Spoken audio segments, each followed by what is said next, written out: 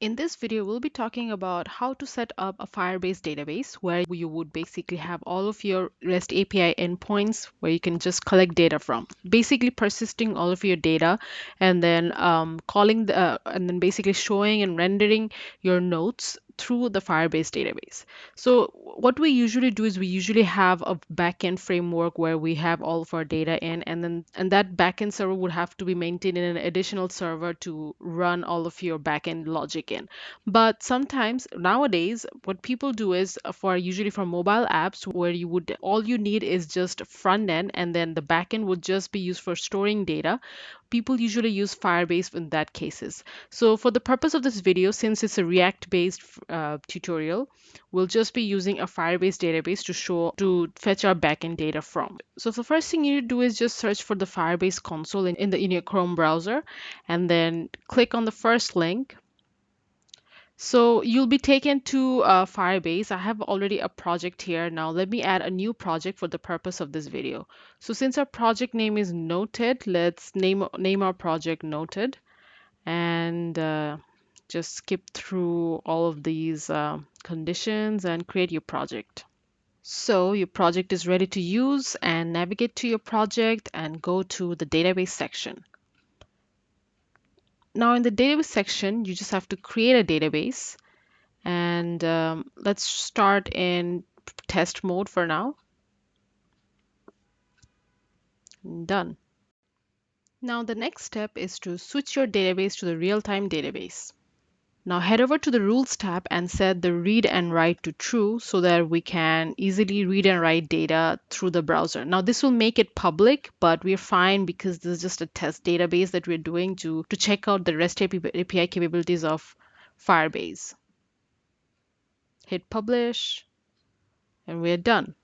Now head over to the Data tab. As you can see, the real-time database is empty. Now, if you want to add data to this, what you have to do is you have to copy this URL.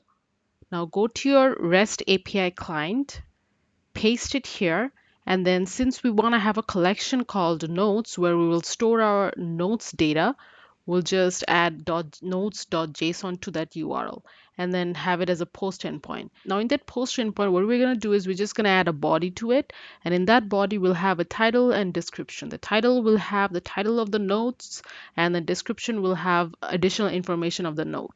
So once you click send, it will generate an ID.